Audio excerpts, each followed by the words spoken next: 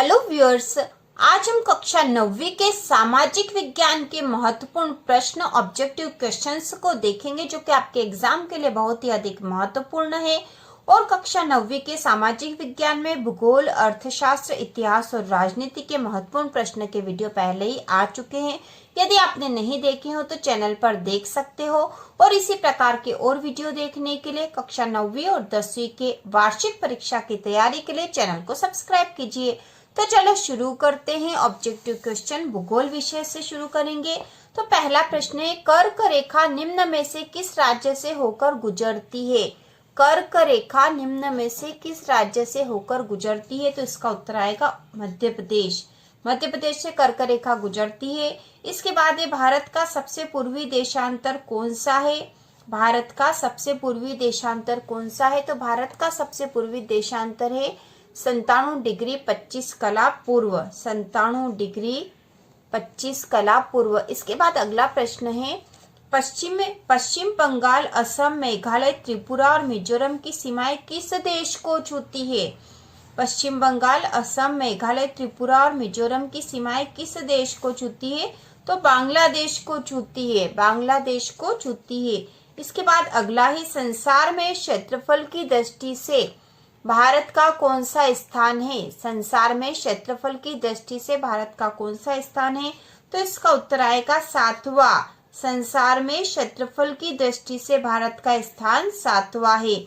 अगला प्रश्न है, भारतीय भूखंड एशिया महाद्वीप के किस क्षेत्र में स्थित है? भारतीय भूखंड एशिया महाद्वीप के किस क्षेत्र में स्थित है? तो इसका उत्तर होगा पूर्व और पश्चिम के मध्य। पूर्व और पश्चिम के मध्य। इसके बाद रिक्त स्थान है, भारत गोलार्ध में स्थित है। तो इसका उत्तर आएगा भारत उत्तरी गोलार्ध में स्थित है। भारत उत्तरी गोलार्ध में स्थित है। अगला जो है, कर्क रेखा भारत को भागों में बांटती है। तो कर्क रेखा भारत को 2 भागों में बांटती है। इसके बाद अगला है, क्षेत्रफल की दृष्टि से भारत का विश्व में स्थान है। तो उत्तर आएगा 7वां। अगला है, हिमालय पर्वत है नवीन वलित या प्राचीन? तो हिमालय पर्वत जो है नवीन वलित पर्वत है। इसके बाद अगला प्रश्न है, भारत में राज्य और केंद्र शासित प्रदेश है। तो भारत में 28 राज्य और 9 केंद्र शासित प्रदेश है। इसके बाद अगला जो है, एक शब्द में उत्तर दीजिए। तो भारत का क्षेत्रफल विश्व के भौगोलिक क्षेत्रफल का कितने प्रतिशत है? तो इसका उत्तर होगा 2.4%। भारत की स्थलीय सीमा कितने किलोमीटर लंबी है? तो इसका उत्तर होगा 15,200 किलोमीटर।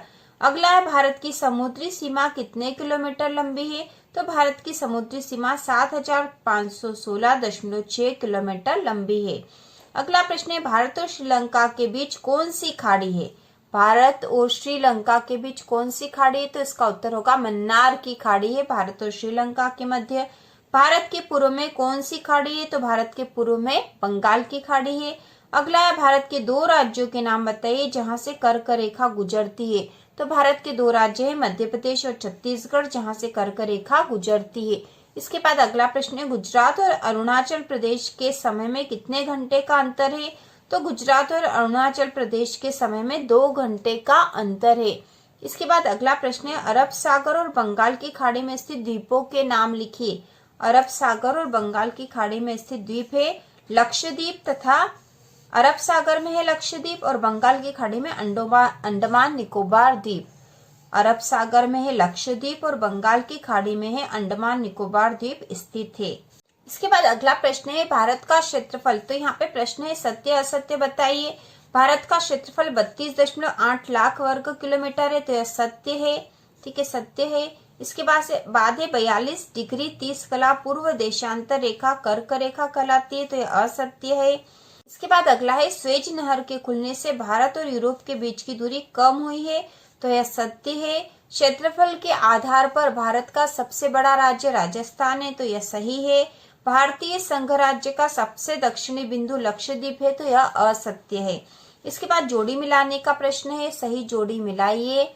आपके भूगोल विषय के प्रश्न है यह, 82 सहित 1/2 डिग्री पूर्वी देशांतर। तो इसकी जोड़ी बनेगी मानक याम्योत्तर है यह। ठीक है, मानक याम्योत्तर है। इसके बाद स्वेज नहर जो 1869 में इसका निर्माण हुआ था। अंडमान निकोबार द्वीप समूह बंगाल की खाड़ी में स्थित है। इसके बाद है लक्षद्वीप। तो लक्षद्वीप अरब सागर में स्थित है। भारत की उत्तरी पश्चिमी सीमा पाकिस्तान से लगी हुई है। भारत की उत्तरी सीमा जो है नेपाल, चीन और भूटान से लगी हुई है। इसके बाद हम भूगोल के ही अध्याय 2 के कुछ महत्वपूर्ण ऑब्जेक्टिव क्वेश्चन करेंगे। भारत का सबसे ऊंचा पर्वत है, तो भारत का सबसे ऊंचा पर्वत है हिमालय पर्वत। ठीक है, हिमालय पर्वत। यदि आपके पास भूगोल विषय के प्रश्नोत्तर नहीं है तो आप चैनल की प्लेलिस्ट पर देख सकते हो। कक्षा 9वीं सामाजिक विज्ञान में हमने भूगोल, अर्थशास्त्र, इतिहास और राजनीति सभी के प्रश्नोत्तर उपलब्ध है। इसके साथ ही महत्वपूर्ण प्रश्नों के वीडियो भी उपलब्ध है। तो भारत का सबसे ऊंचा पर्वत है हिमालय पर्वत। उत्तर भारत के विशाल मैदान में पाए जाने वाली मिट्टी, तो उत्तर भारत के विशाल मैदान में जलोढ़ मिट्टी पाई जाती है। निम्न हिमालय तथा शिवालिक पर्वत के बीच की घाटी को कहते हैं, तो इसे कहते हैं दून घाटी। ठीक है, दून घाटी। इसके बाद अगला है हिमालय की सबसे पूर्वी सीमा निम्नलिखित में से कौन सी नदी बनाती है। हिमालय की सबसे पूर्वी सीमा निम्नलिखित में से कौन सी नदी बनाती है, तो ब्रह्मपुत्र नदी बनाती है। इसके बाद अगला है दक्षिण भारत की सबसे ऊंची चोटी है, तो दक्षिण भारत की सबसे ऊंची चोटी है अनाईमुड़ी। इसके बाद रिक्त स्थान है विश्व का सर्वोच्च पर्वत शिखर माउंट एवरेस्ट। विश्व का सर्वोच्च पर्वत शिखर माउंट एवरेस्ट है। शिमला, मसूरी, नैनीताल नगर है, तो यह पर्यटन नगर है। इसके बाद है क्षेत्रफल की दृष्टि से भारत का सबसे बड़ा भौतिक प्रदेश। क्षेत्रफल की दृष्टि से भारत का सबसे बड़ा भौतिक प्रदेश है उत्तरी मैदान।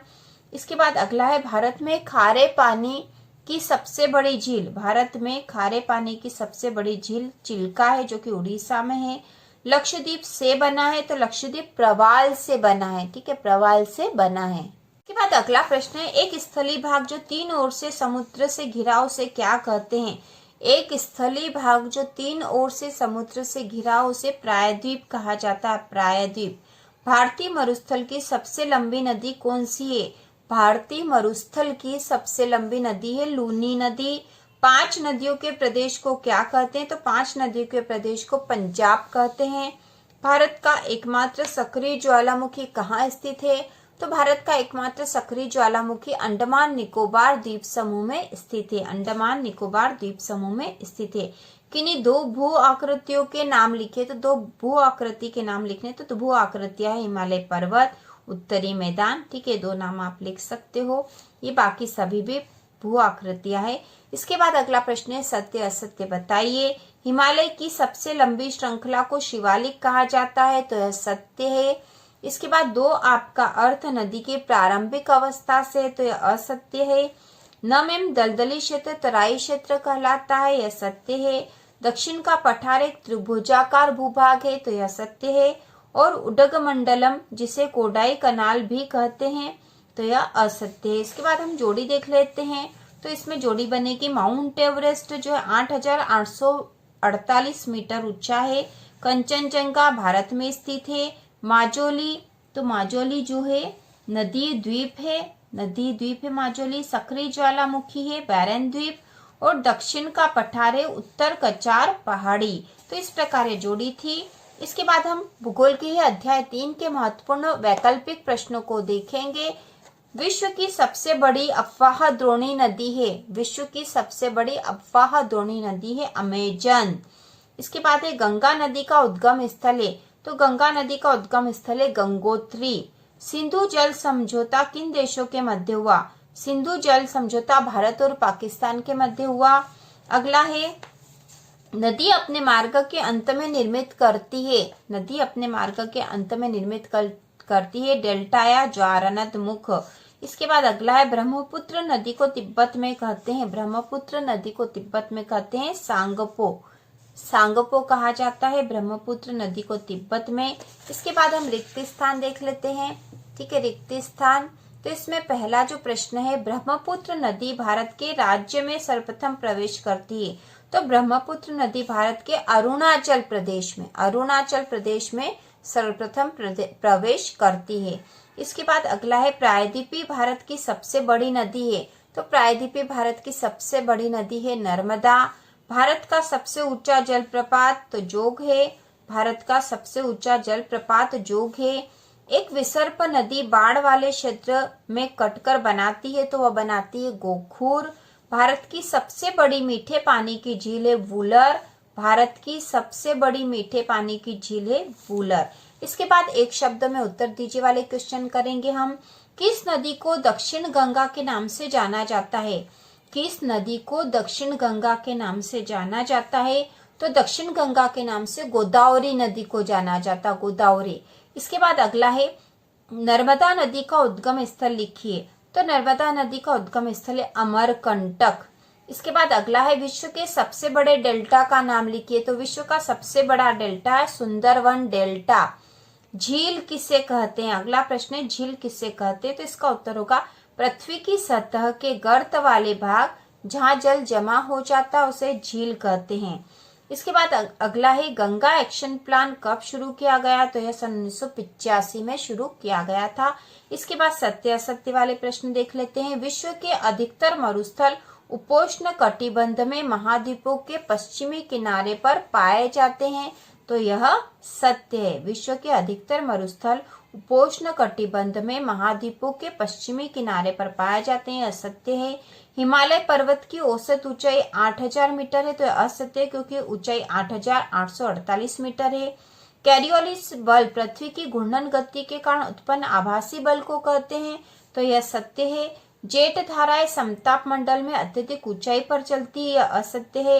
एल नीनो एक स्पेनिश शब्द है। तो यह सत्य है। इसके बाद हम जोड़ी वाले क्वेश्चन देख लेते हैं। तो हिमालय जो है हिमालय है सिंधु गंगा और ब्रह्मपुत्र नदी से निकलती है।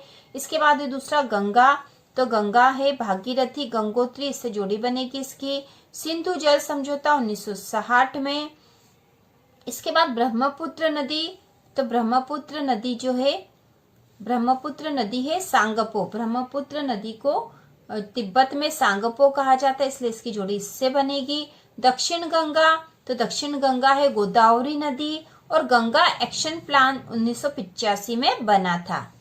इसके बाद भूगोल का अध्याय 4 जो है यह भी आपकी अर्धवार्षिक परीक्षा में आने वाला है। तो इसके भी महत्वपूर्ण जो ऑब्जेक्टिव क्वेश्चन हम देख लेंगे। मानसून शब्द की उत्पत्ति हुई है अरबी शब्द से, अरबी से। इसके बाद अगला है लौटते हुए मानसून से वर्षा होती है। लौटते हुए मानसून से वर्षा होती है। तो इसका उत्तर होगा तमिलनाडु। इसका उत्तर होगा तमिलनाडु। उत्तर पश्चिम में धाराओं के कारण चक्रवाती विक्षोभ आते हैं। तो इसका उत्तर होगा ठंडी जलधारा के कारण। एल नीनो जलधारा है ठंडी। इसके बाद अगला जो है शीतकालीन वर्षा को स्थानीय तौर पर वर्षा के नाम से जाना जाता है। तो इसे महावट के नाम से जाना जाता है शीतकालीन वर्षा को। इसके बाद अगला जो महत्वपूर्ण प्रश्न है रिक्त स्थान। विश्व में सर्वाधिक वर्षा वाला स्थान है मासिनराम। विश्व में सर्वाधिक वर्षा वाला स्थान है मासिनराम। अगला है उत्तर भारत में ग्रीष्म ऋतु में चलने वाली हवाओं को कहते हैं। तो उन्हें कहते हैं लू। उत्तर भारत में ग्रीष्म ऋतु में चलने वाली हवाओं को लू कहते हैं। भारत में मानसून का आगमन महीने में होता है। तो जून महीने में होता है मानसून का आगमन। भारत में ऋतुओं को भागों में बांटा गया है। तो 4 भागों में बांटा गया है। विश्व के अधिकांश मरुस्थल कटिबंध में स्थित है। तो उष्ण कटिबंध में स्थित है। इसके बाद अगला जो है एक शब्द में उत्तर दीजिए। भारत में किस प्रकार की जलवायु पाई जाती है? तो भारत की जलवायु मानसूनी है। मौसम क्या है? तो मौसम का अर्थ किसी स्थान विशेष पर किसी खास समय में वायुमंडल की स्थिति है। किसी स्थान विशेष पर किसी खास समय में वायुमंडल की स्थिति जो है वह मौसम कहलाता है। आम्र वर्षा किन राज्यों में होती है? तो इसका उत्तर होगा कर्नाटक एवं केरल में ग्रीष्म ऋतु में होने वाली वर्षा को आम्र वर्षा कहते हैं। इसके बाद अगला है भारत सर्वाधिक ठंडे महीनों के नाम लिखिए। तो भारत के सर्वाधिक ठंडे महीने हैं दिसंबर एवं जनवरी। गारो, खासी और जयंतिया पहाड़ियां किस राज्य में स्थित है? तो यह मेघालय राज्य में स्थित है। इसके बाद हम देखेंगे सत्य असत्य वाला प्रश्न। विश्व के अधिकतर मरुस्थल उपोष्ण कटिबंध में महाद्वीपों के पश्चिमी किनारे पर पाए जाते हैं। तो सत्य है। हिमालय पर्वत की औसत ऊंचाई 8000 मीटर है। तो असत्य है। कैरियोलिस बल पृथ्वी की घूर्णन गति के कारण उत्पन्न आभासी बल को कहते हैं। तो यह सत्य है। जेट धाराएं समताप मंडल में अत्यधिक ऊंचाई पर चलती है, असत्य है। एल नीनो स्पेनिश शब्द है, यह सत्य है। इसके बाद हम जोड़ी देखेंगे। ठीक है, जोड़ी तो मानसून अरबी शब्द है। इसके बाद है मार्च से मई ग्रीष्म ऋतु। पश्चिमी राजस्थान 60 सेंटीमीटर से कम वर्षा।